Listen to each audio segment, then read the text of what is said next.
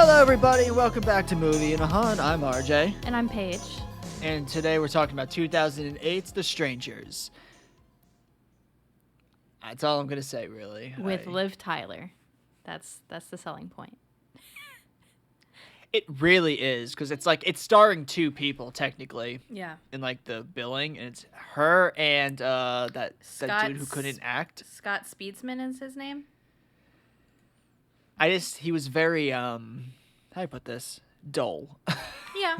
Yeah, he movie. He was. But before we get into the movie, let's talk about two trailers. We got two this time. We got the teaser trailer that came out a year before the trailer, and then we got the trailer. The teaser trailer is fucking banging on doors, crazy shit happens. I think that's the same one, just longer for the other trailer that was shown in theaters. I think the difference is the other one's I love you, you're my girl. It's talk about the cringiest line in the movie. You're my girl is the cringiest line this movie has. But I mean, the trailers are fine. Yeah, they're fine. They kind of give most of it away, but that's the difficult part with this movie is if you're making a trailer, you're gonna show important parts. But what's really interesting is that both of them at the end show her crawling in the dress, which was cut, I think, from the movie. Yes, because we didn't see that. We just at the end we see her on the ground. So I liked that. That was pretty cool. But yeah, the trailers are fine. The trailers are decent. This movie's decent. No real issues with it, you know? I feel like the entire mini season of Home Invasion's gonna be. It was decent. Yeah. But it's with these movies, it's if you're alone or if you're with a friend and you're watching this at night by yourselves, that's where it gets scary. Because that's where I first saw this movie. Me and a friend rented this at Blockbuster. And we watched dating ourselves. I know. And we watched it during a sleepover, and we were scared out of our minds. And this is why we watched it at 10 a.m.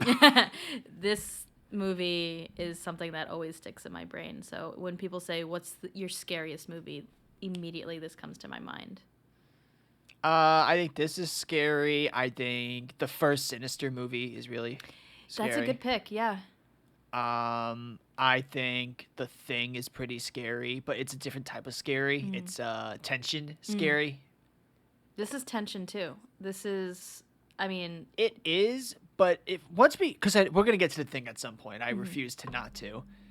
The Thing stays at a 9. It stays at a 10 at all times, and then it's an 11 when things get going. This movie, it goes between a 7 and a 10, depending. Yeah, it's a slow build-up, but the build-up's there. And there's some comedic stuff in this movie. We laughed. Upbeat country music. Yes. But however, do you just want to get into the movie? Yeah, let's go ahead. Let's do Unfortunately, with Home Invasion, trailers don't really do it well. No. So let's just go ahead and get into it now. Alrighty. Hey, Paige, you want to know a fun fact? Yeah, of course. Supposedly, according to film scholars, this movie is a critique on pastoral life. Can you elaborate? I really can't. Okay. Because I don't even know what pastoral life is. Interesting. I know but it's probably something religious. It's probably. We see the Mormon kids, so. That is true. I think it's just supposed to mean it's a simple life. It's supposed to criticize simple lives. Okay. Or overly simple lives, I guess is what I feel they're reading too much into that. Film scholars Keywords. Was the pretense. Yeah. Of course they are. I'm pretty sure you can give a film scholar a vacancy and they'd be like, oh, well, it's about trauma. It's no fucking shit. It's about PTSD trauma. But all right. How's this movie start? It starts. I forgot to look this up. I don't know if it's the same dude who does the narration for Texas Chainsaw, but it starts like Texas Chainsaw. 100%. We get the description of the crime that happens. We get the inspired by true events. Keywords. It's not based off true events. I think Texas did say that. I don't remember. Texas is technically it's more inspired. Please. Yeah. So there's key differences when you say inspired or based. And I read it up real quick before we watched the movie. Please tell me the inspired thing is, so there was a house invasion. No. Well, no. And we went from there. So the director / writer, Brian, he lived in a house in the middle of nowhere when he was little. And I guess his parents went out at night, and it was him and his sister, and this person knocked. It's basically the same premise. Knocked on the door, asked if someone was there. If someone answered, they didn't rob the house. If they do answer. Yeah. If they do answer, they didn't rob the house. If no one answered, there was home robberies in the neighborhood. So I guess that scared him enough for him to make this elaborate story out of that. But now it's the inverse. Right. If you answer, they come get you. Yeah. They're like, let's kill him, you know. But yeah, so inspired is very loose. But that's the key with these movies, right? So when you have movies... Oh, yeah. Yeah. Like we have Blair Witch, which, really started... Is not inspired by shit. No, but they said it was. They just marketed it very well. Exactly. We have Paranormal Activity that did the same thing. We have Texas Chainsaw, again, same thing. So when you say that before you go see the movie, especially back then, before internet and like all that good stuff, you're like, oh shit, this happened to people. Oh my God, it could happen to me. So I think I feel like Paranormal Activity was the last time a movie could get away with that with like social media. Exactly. You really can't get away with that anymore. No. But I think that does add to the element of creepy factor here. I love how it's like, it's inspired by true events. It's like, what's the true events? There was a woman with brown hair. Whoa. And she kinda, sorta resembled Liv Tyler. Her name was Evangeline Lilly. And this is the story about how she went off the deep end. In a secluded area away from civilization, James Hoyt and Kristen McKay arrive at night to James's childhood summer home, returning from a friend's wedding. I was going to say, this movie starts, and you and I both go, oh, they hate each other. Yeah. It is, something traumatic had just happened. There's tears. Yeah. Like, we open, like, they're in the car. I think either they just arrived at the house, and we get him, and we're like, okay, he looks a little upset. We pan to Liv, and she's just, like, tears down her face. And I'm like, oh, God, what happened? Oh, she seems disgusted with him. And then you realize it's like, it's not really a disgusting thing. Like, it's not like this. Here's the thing. If it was Vacancy, it would have been like, I don't know. She, like with her tears, that gay, like, I don't know. They almost ran over a kid. Yeah. That would have been this thing. Like, it would have been that type of, like, scarring traumatic. This one is just, like, it's embarrassing, I'd say. Yeah. It's very embarrassing. It's embarrassing, and it's extremely uncomfortable situation. Yes. So, I mean, it will probably tell us in the article, but I guess his bright idea was to propose to his girlfriend at his friend's wedding. Who thought that was a good idea? That's never a good idea. If I was the friend, I'd be like, why my wedding? Why? That seems like you're trying to mooch off of the atmosphere that, like, I'm paying for at this point. Rewind a little bit. I know when we watched Vacancy and we talked about it, that this would be compared to The Strangers. I see it, I guess. But I wanted to point out, I think the chemistry between Liv and Scott in this one is a lot more palpable than fucking Luke and what's-her-face. I think you mean the tension between Liv and Liv, because she was doing the character acting for both of them. Very true. Very true. He was like, I'm going to get picked up in the morning. Yeah. I am very deadpan and very monotonous in the way I speak. And she's like, I'm going to be in the fetal position in the bathtub to show my character off. And, Yeah. Now I have a question. What if, just hear me out, Vacancy was Kate Beckinsale and Liv Tyler as a couple? Love it. Love it. Sold. Give it to me now. Can we get that movie instead? Yes, please. I don't think I'd be able to handle it. I don't think I think back then people wouldn't be able to handle it for like another reason. Now it would just be like people being like, I am wet at all times. I came into this movie. This is That'd a be me. horror I'd be movie. like- I'm so confused and conflicted. This is horror for the gays.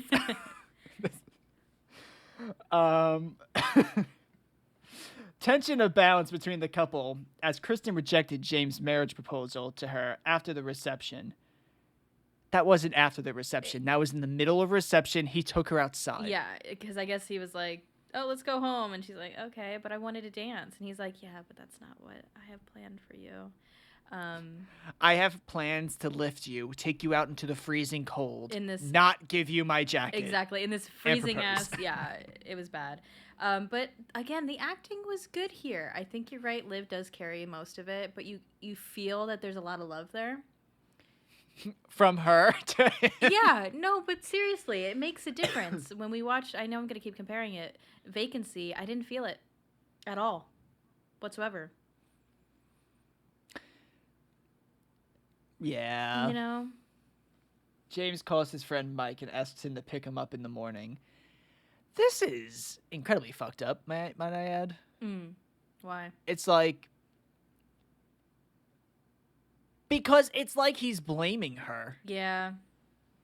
And it's like, dude, this is all you. Mm-hmm. This is like zero her. This is all you. Now, what's... Wrong time, wrong place, wrong setup. You did everything wrong. Yeah. What's interesting to me is they don't tell us why she rejected it.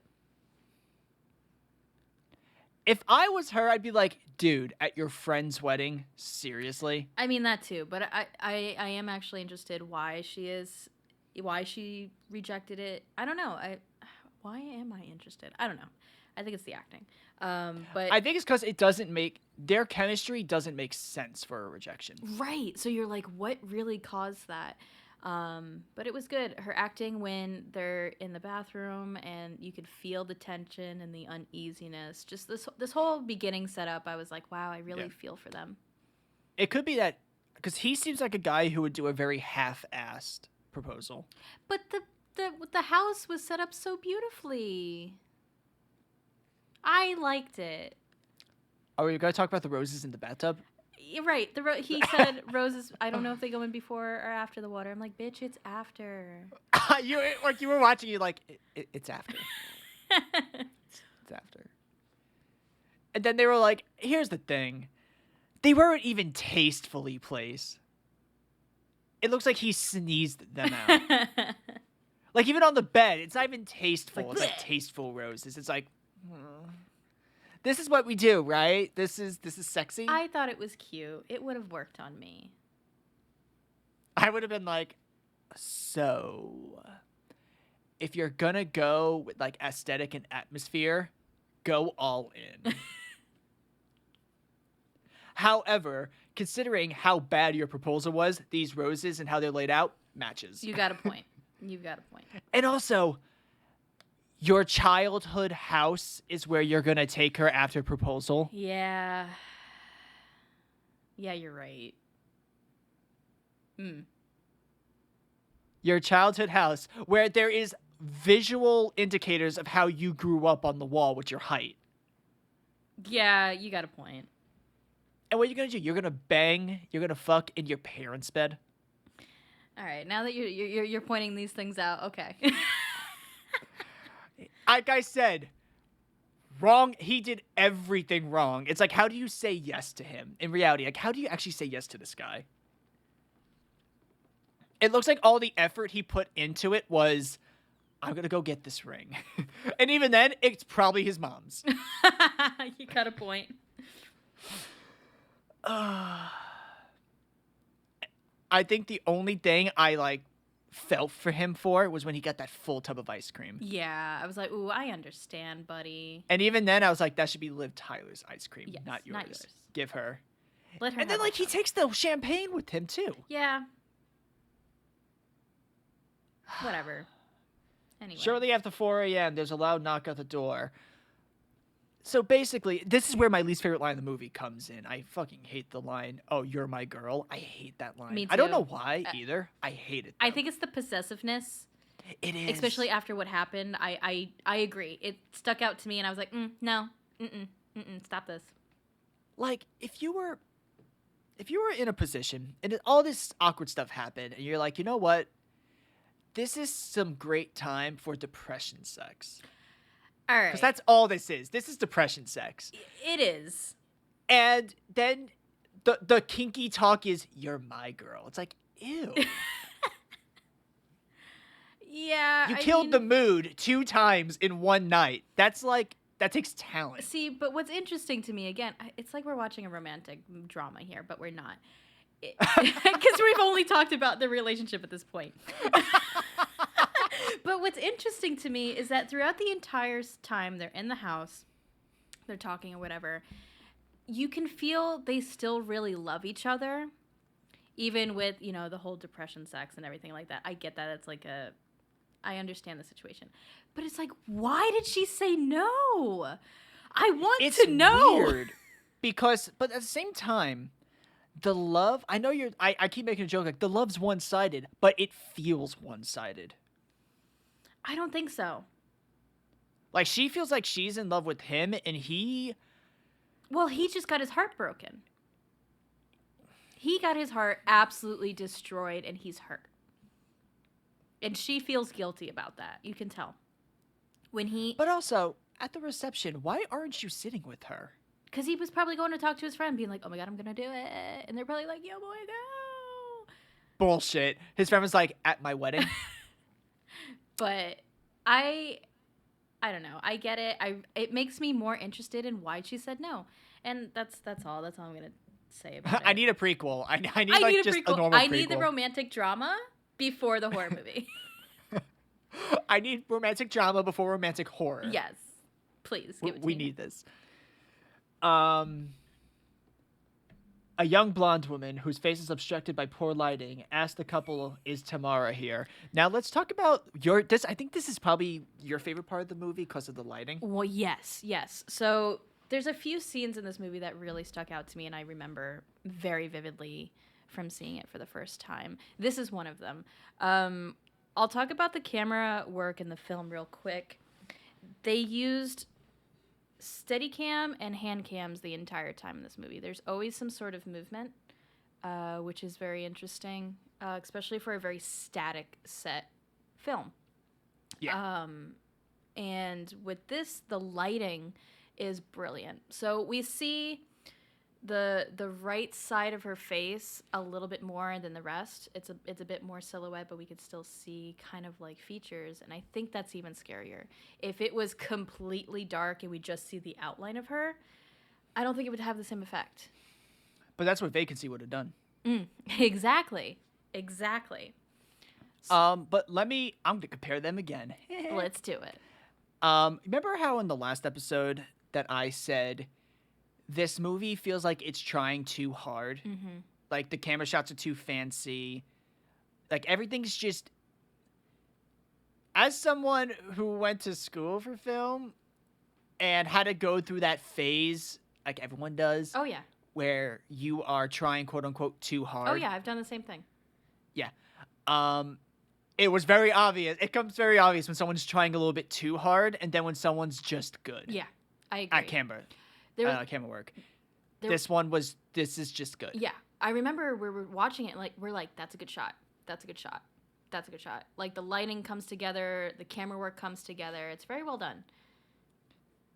It's like, here I put this. This movie, the lighting felt natural in this movie. Yes. Is the best way I can put it. Vacancy felt like a movie. Right. Like, we were on the set. And what's interesting is that with this, the interior of the house is on a soundstage. It's not in a home. Are you shitting me? Yeah. Wow. Exactly. That's really good. Very talented crew. Very really talented lighting crew. Because I saw they filmed it in South Carolina. The outside. Yeah. The outside house. I was like, as someone who's lived in the South before, I was just like, yeah, this passes. Oh, 100%. You could have told me this was Georgia to the Carolinas, and I would have been like, yeah, this is 100% that. But it was very cool. And there's a lot of things that are very subtle in this movie that really, really work. One of the things is she definitely turned that door light off, like that she unhooked that lamp, because he goes and he changes it back. And I'm just like, that's creepy as fuck, man. You know? And also so I don't know if we mentioned this. Like 5 minutes earlier, he calls his friend to like pick him up in the morning. And then he's like, I guess he's like, I'll leave the car with you and I'm just gonna go.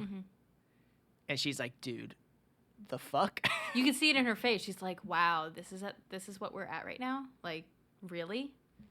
Hence is why, like, you like when you ask like, why did she say no? I'm like, he keeps giving reasons why. In this moment, she said no. But see, I think... Because you're like, oh, he has a broken heart. And I'm like, okay, but broken heart brings out all the immaturity in one fell swoop. This was still probably happening. Yeah, no, I get that. And I've seen this in people that I've known, is that they completely shut down. You know, they don't want to talk about what happened. They want to distance themselves from the situation. And he's just checking all those boxes. I think what's good for me is that it's a very real person and a very real reaction to the situation, just like hers, you know. James goes for a drive to purchase a pack of cigarettes for Kristen. Before he departs, he starts a fire in the hearth. And then shit hits the fan. They're like, the dude's gone. I think the one thing I remember when we were watching this movie is there were a lot of ad-libs. Like the vacancy, I don't even know if we talked. It was just like... We just let it happen. I think I checked out like midway through vacancy. This movie, it was constant ad-libs. But this is the moment where you went, so you're going to drink champagne and go and drive to the store? Seriously? But I think also when I comment on things during the movie, you know I'm scared. I need to lighten the mood so I'm not frightened. But see, this is before, this is when we were kind of bitchy still. But I know it's coming now. I know it's about to happen, and I'm like, okay, gotta keep it light, gotta keep it comedic. I say probably the last 20 minutes, you were nonstop talking. I couldn't for help it. The reason of a lot happens in 20 minutes, yes. like the last 20 minutes in this movie. While waiting for him to return, Kristen hears another knockout on the door, but doesn't open it. Smart. Also, let's talk about the character arc that is the door, and not like what happens at the door, but like the physical door. Yeah. No peephole. No windows. No windows, which is odd because usually you either have a peephole or you have a window. Like you have one of the two. Yeah. Kept unlocked. Or they unlocked it. But she locks it. Right, but I think they might have unlocked it. I should have paid attention. Again, it's one of those subtle things that could have happened in the film. Also, the knocks get more violent now. Yes, they start to get a little bit more. What were they throwing at the windows? I think either it was clumps of dirt, like mud, or like horse fecal matter. I was gonna say it can't be anything solid because it would have broke the window. Yeah, so I think it might have been mud. But there was also an interesting fact that I read. I'm sorry, that the director said, "Hey, Liv, you're gonna hear a loud noise," and she's like, "Okay, cool." But he didn't tell her where the loud noises were gonna be coming from. So all her reactions were very genuine because they go around the house knocking and knocking and knocking, and she looks pretty fucking scared. Didn't you say she had tonsillitis? She did. She did. She had tonsillitis throughout the entire filming. And I heard, I don't know if it's true though, that one of her screaming sessions that she had was so raw that she fucked up her vocal cords. But I think I was gonna say, how did she not blow anything up? Yes, I'm pretty sure she did by the end of this. And the film, real quick, was filmed in chronological order, which is not very common for horror films or films in general. But for me, I think that adds something special to horror films in particular. Just as an example, how can you film this movie How can you film this movie not chronologically? It's kind of. I mean, it happens. Well, false. You're lying to me. You're lying. What do you mean? Because the ending of the movie is the first thing. So did they film the ending first? It's called editing, sir. But it's not chronological then. It was filmed chronologically. Anyways, another film that was chronologically shot was the original Texas. I think that was chronologically shot just because they were like, oh, that place looks cool. Is there any cops? No? Great. Okay, go in there and just do some shit. Like, talk about the spiders. Like, look at them. So scary. But again, I think it helps the actors get that feeling up. You know, they experience that buildup, and it really translates through the screen. Also, we didn't talk about this, but you and I were really confused. I do not remember this movie's beginning. Me neither. Yeah, let's look at that real quick. It's just shots of the other houses. To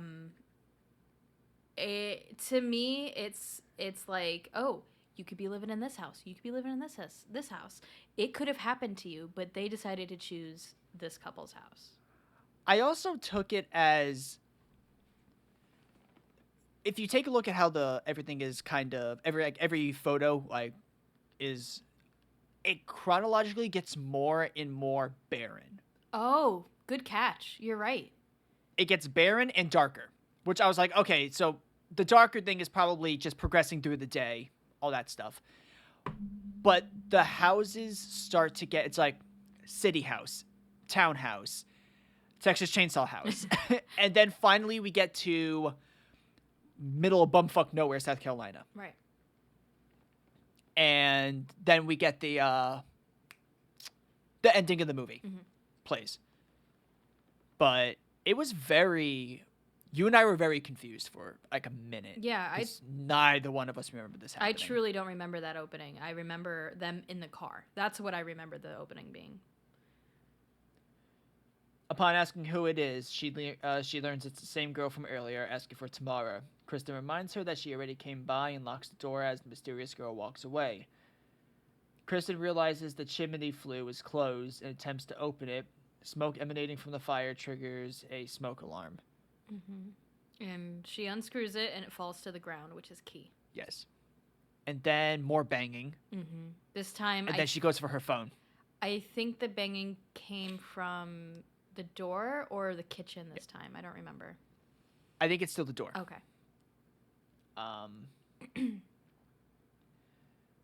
Kristen attempts to disarm the alarm when she is startled by another knock at the door. Oh, so there we it is go. the door.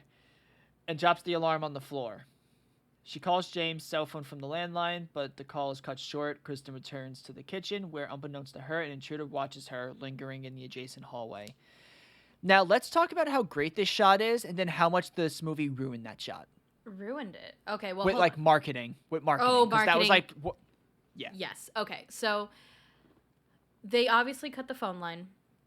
That's what happened. It's a horror movie. Yeah. But this is probably the most memorable shot in the movie. She's there in the kitchen, pretty freaked out, and she gets a glass cigarette. Of water. Yeah, her last cigarette. Gets a glass of water, and she's looking at the kitchen window because it's kind of open. The curtain's kind of open, so she's a little frightened. Yeah. And we see she's to our left center, more to the center of the frame, but still in the shadows, the guy comes in. And he's just looking at her.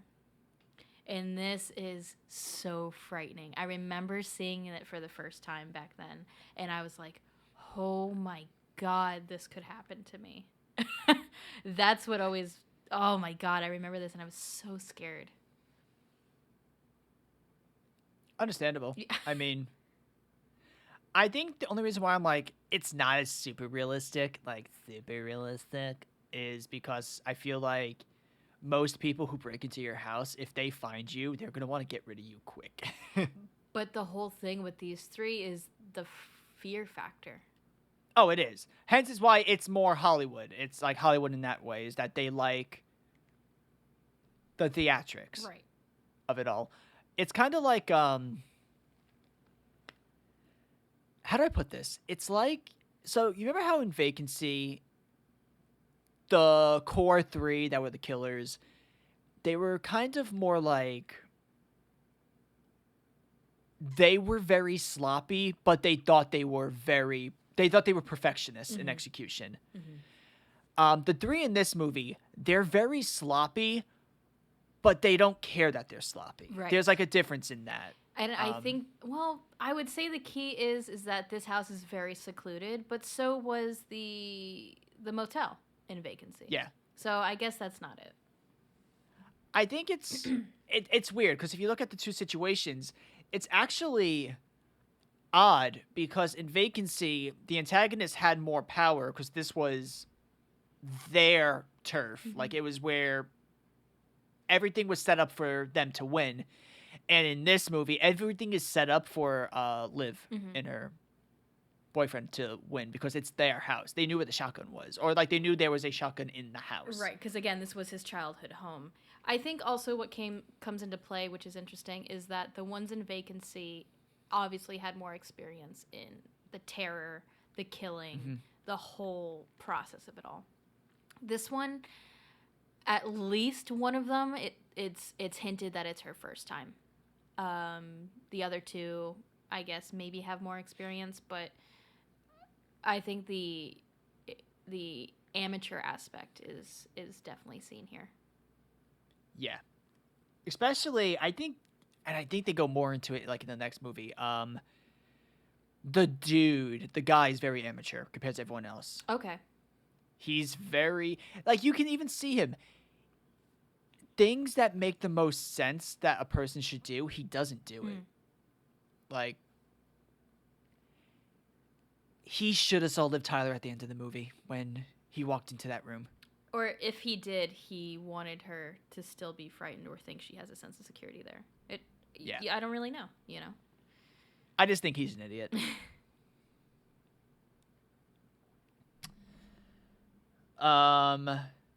Yeah, she calls James' cell phone from the landline.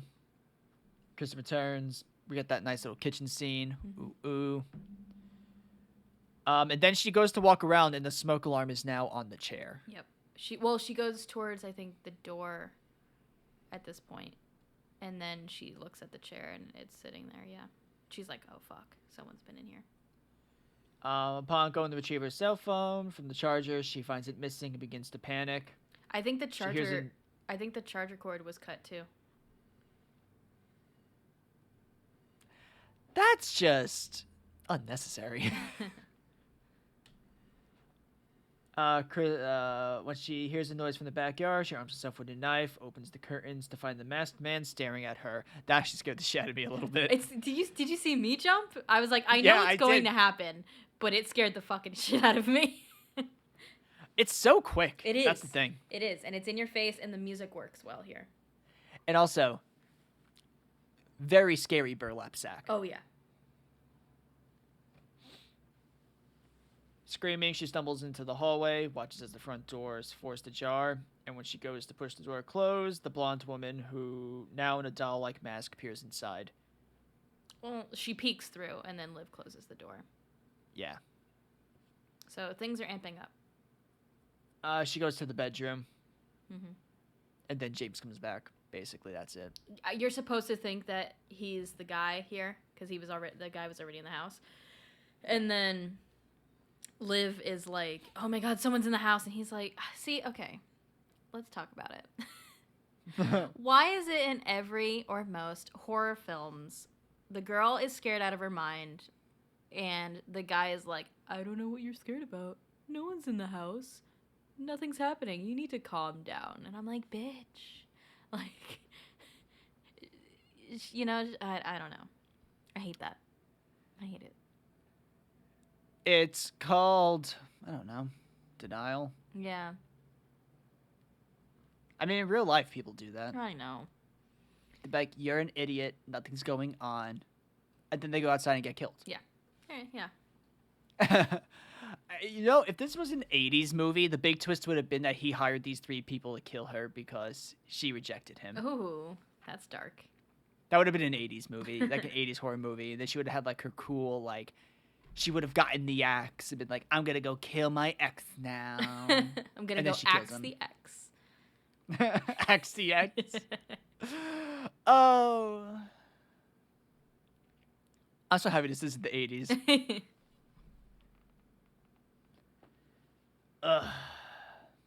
After she explains what has happened, he goes outside to the car to obtain his phone, whereupon he finds the car ransacked and vandalized.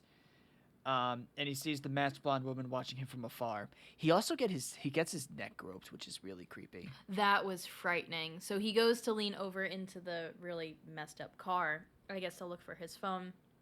And you see her hand just kind of like right at the base of his neck, and she just swipes his neck. And ooh. Awful spatial awareness by these people, too. Right? The couple attempt to leave in James's car, but another masked brunette woman rear ends them in a pickup truck, forcing them to flee. Talk about the most useless of the killers. Yeah, I agree. She's so useless. She seems to be more of the like surveillance, yeah, aspect of it. While the other like two if they try to escape, just do these things. Yeah, exactly. Back inside the house, Chris and James find a shotgun and wait for the thugs in the bedroom. Oh, they're called thugs. That's great. And then he's like, I've never shot a gun before. And she's like, but you told me you went hunting. He's like, that was also a lie. So that was interesting. I don't know why they included that. Is that supposed to hint at maybe he's a liar? This entire movie is just explanation as to why she said no without like having to do a full flashback as to why she said no. I feel like I'm just grasping here for my answer that I am searching for is why. He's a child. Also, I think they would have been a lot better off if he didn't screw on the barrel. I think if they left it as like a short barrel. Like a sawed off? Yeah.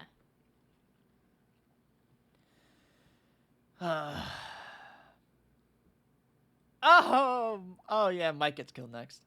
Oh, well, first they get the gun, and then isn't it the piano and the door? Because that's the first shot. Oh, right. I forgot about that. That's the first shot. Yeah, so they do the whole Shining thing where they axe through the front door, and they put the piano into the front door to block it, and then... And guess who loads the gun? Liv. Right? And then guess who takes the gun from her to act all manly? Scott. But he shoots right at them. I'm surprised he didn't hit him. Movie. I know. So then they go and barricade themselves in the closet where the bullets were in the parents' bed. No. Was it the closet? Yeah, it was, right? Well, whatever. In the bedroom. The bullets? No, like when they go away from the door and they go barricade themselves in the bedroom. They barricade themselves in a closet, just like a general closet. That's what I thought. Yeah, in the bedroom, though, because that's where they wait, with the gun pointed at the door. And then they kill the friend. Yeah, so go ahead. What does it say? Back inside, Chris and James find a shotgun. Mike arrives, realizes something is wrong after seeing James' vandalized car. Bullshit. He gets a fucking brick chucked at his windshield. Yeah. He's like, what the fuck? Yeah. Oh, it's the guy from Always Sunny, by the way. Yes. And during this entire time, we get upbeat country music. That's what the subtitles said. He enters the house and James, mistaking him for one of the intruders, shoots him dead. That's the sentence. So it is very suspenseful. He's walking up to the house and he grabs, I think it's like a metal pipe or something that's on the porch. I think he enters from the back.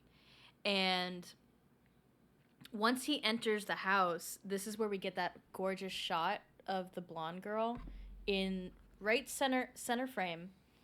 in the darkness, and then she just steps up a little bit, and we see her, and I was like, ooh, I fucking hate this. And then as Always Sunny is walking down that hallway, we get the guy, and he has the axe, and he's ready. If the guy turns around, which it looks like Mike almost did, he would have went, whoop. Nice little choppity chop. But, Instead, Burlap Sackman's like, you know what? I'm gonna let these people scar themselves. I'm not even gonna do this. Again, it's the fear factor. This is what these guys thrive off of. And Always Sunny had over 3 hours of makeup to get that really nice, ooey gooey, freshly shot look. Ooey gooey, bloody man. But yeah, that was pretty fucked up. Devastated, James remembers an old transmitter in the barn of the property. I don't know how that, like, rings to your head. Like, I'm so sad. Oh, yeah, ham radios. Yeah, I didn't get that either. You know that? He leaves and encounters the brunette woman searching the backyard with a flashlight. Okay. Okay, I'm just going to finish the next sentence. When James tries to shoot her, the masked man ambushes him and knocks him unconscious, inadvertently discharging the rifle. This guy thinks he's fucking Rambo. Yeah, I know. He's like, I'm gonna roll and aim, and then like the masked man's like, nah, I'm just gonna kick you in the face. Also, Liv Tyler's acting when they kill the friend, really, really good, really good. I just gotta point that out. And then his acting, mediocre. Oh yeah. I mean, God, this whole movie's just if this movie didn't have Liv Tyler, this movie would have sucked outright. Agreed. Kristen hears the shot and rushes to the barn. She finds the radio, but the brunette woman smashes it with an axe. So, poor Liv here, like, books it to the shed, and she didn't know that there was a huge ditch there. Fucks up her leg. So then we have Liv Tyler's very weird crawling. Well, technically, that type of crawling is used because you don't want to get shit in your hands, like if there's any, like, shit on the ground. No. When she's crawling on her knees, like she's not even using her shins. It was weird. Yeah, she uses her knees and her elbows. Yeah, never mind though. It was just very weird. But whatever. She gets to the shed. She attempts the ham radio and doesn't work. Kind of.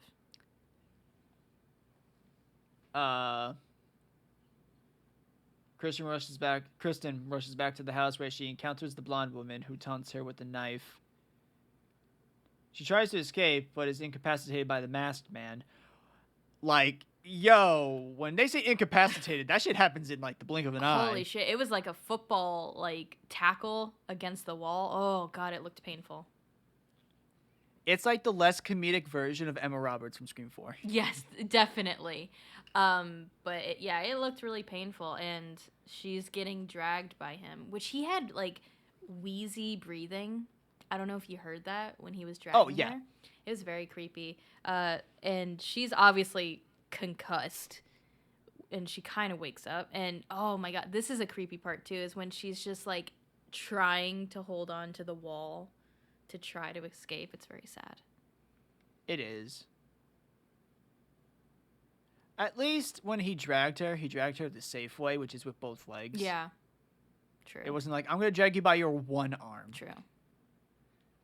Even though, considering how easy he was, he probably couldn't do that with one. He could drag her by just one arm. Yeah, right.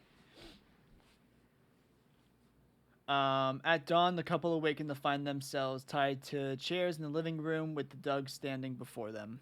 So, originally in the script, they were supposed to have a much longer conversation. Liv, the boyfriend, and the killers. Apparently it was a much longer conversation, and then they decided to cut that before they filmed, I believe. Or if they did film it, they cut it in the end of the movie. I'm glad they did. I like that they cut it. Yeah. I was going to say, if there was like a full evil villain monologue, I think this movie would have killed it. It would have killed everything this movie built to that point. And also, we get the iconic line that stays, again, this is what stays with me for this movie. And Liv asks, like, why are you doing this? And they said, because you were home. It's that simple. And I think that might be the scariest element of the film. Which leads me to ask, if they didn't answer the door, would they just left them alone? Good question. If, they just started fucking. Sex could have saved the movie. Which is very odd for a horror film, don't you think? I know. What could have saved us in the end? Sex. Crazy. Yep. Next thing happens because you were home. The offenders unmask themselves to Kristen and James before taking turns stabbing them in the chest and abdomen. So this is obviously supposed to show, once you see the killer's face, since they've been wearing a mask the whole time, if they show you their face, you're going to die. Yeah. I think, again, the love between them was very palpable here. Or at least Liv. The love between Liv and the walking voodoo doll man. Yeah. Trying to, make sure he doesn't watch what's happening to him. Keep telling him that she loves him. It was heartbreaking. And then I find it funny that the only one you see stabbing her is the new girl. Yeah. Yeah. They probably had a whole thing where, like, you need to initiate yourself into this. True, but part of me is thinking, because if she was reluctant in a little bit, because they have the next scene, did she maybe kind of leave her alive on purpose? Very good point. I didn't even think of that. That's interesting. And also, when they were removing their masks, we get a very small glimpse of all of their faces, but we don't see them. Yeah. The most we see them is when they're driving away, and we see, because it's daytime, we see a little bit of the guy's face in the rear view mirror or the side mirror of the truck. We see the brown-haired chick taking a smoke, but we don't. I thought that was really good. I like that. I was just thinking, like, maybe the doll, like, maybe she didn't, like, intentionally let her live, but it was like there was still some reluctance, so the knife didn't really go in. How, like, it went in on the dude. Right. Like, because I think it was him and the brunette were mostly on the dude. Yeah, I think you're right. Afterwards, the thugs drive away in their truck and come across two young boys on bicycles distributing religious tracts. The bondwoman steps out of the truck and asks if she can have one of their tract cards. One of the boys asks her if you're a sinner. She responds, sometimes. The boy gives her one, and the strangers drive away as the brunette woman states it'll be easier next time. Yeah. I like this ending. Do you like it? It's not over yet. Well, go ahead, continue then. They go to the house, and they're like, oh my god, dead ladies and blood. And then she grabs one of them by the arms and screams.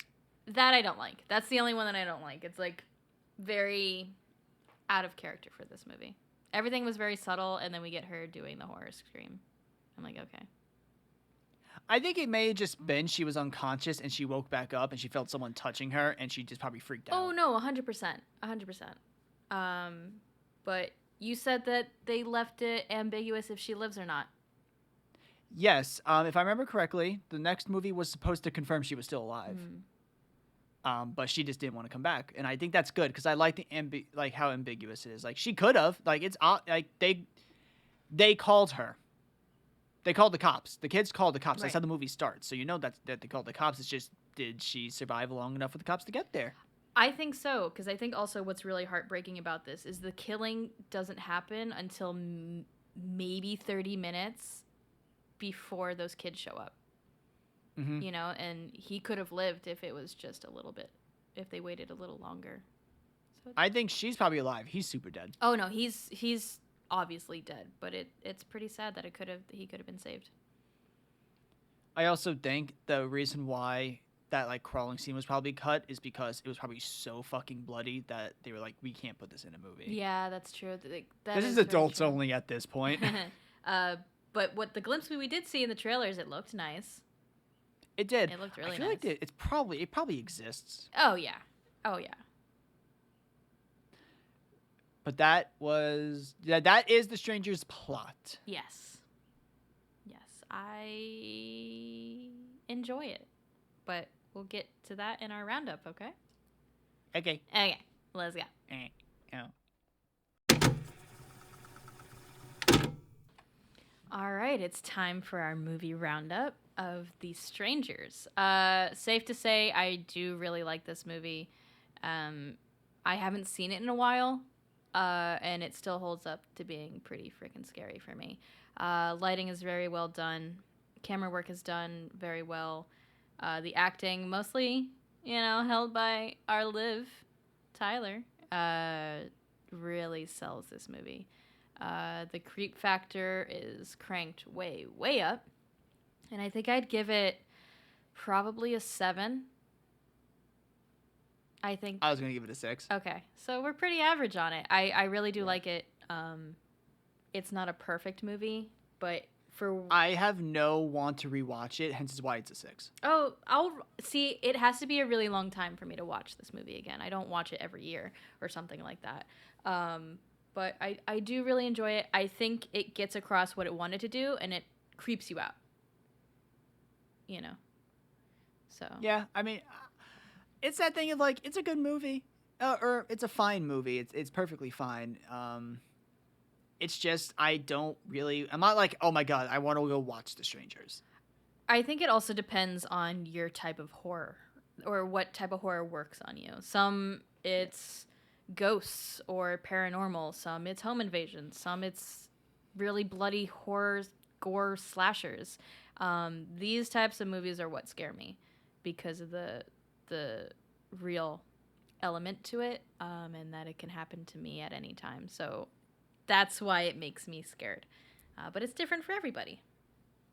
Yeah, like mine was, I don't know. I can't wait until I think like 2 more episodes where we get to the people under the stairs, because it's I guess maybe in the 90s it was scary.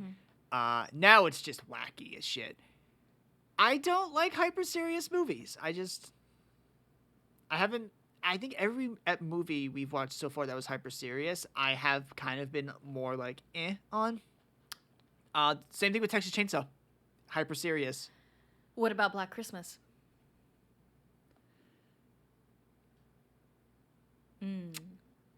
I think that movie's hyper serious, and then you get Peter. Fair.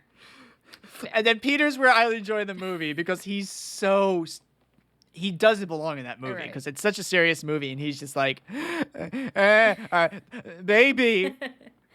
But we have to have it. But yeah, that was The Strangers. I don't think we have a haunt for this, unfortunately. We said it. Probably not for like the all home invasions. Yeah. Maybe people under the stairs will get one, but just home invasions, it's a home. Exactly. And it's most of the same. They all have different elements, but I don't really think we can have a good haunt for this. But yeah. Before I want to bring the council in right now. Live on air council. It just came in my head. I was like, you know what? I'm going to ask her. We have a free movie. What do you mean? That we can add at some point, just because we don't have one ready to go. Okay. I have a pitch. Okay.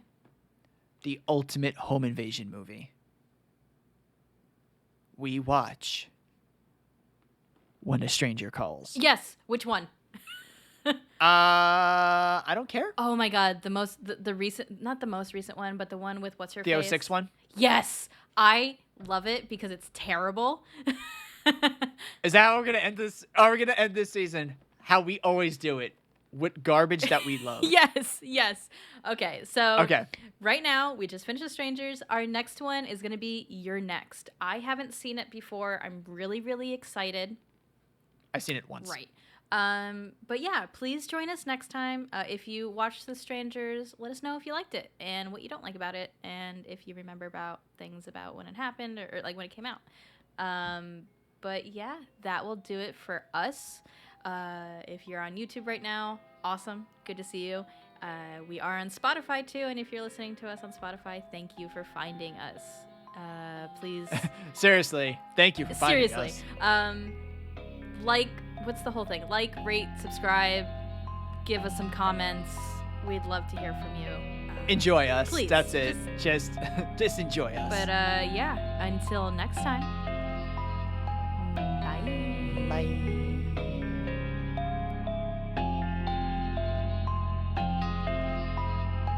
Five innocent people killed, not a sign of a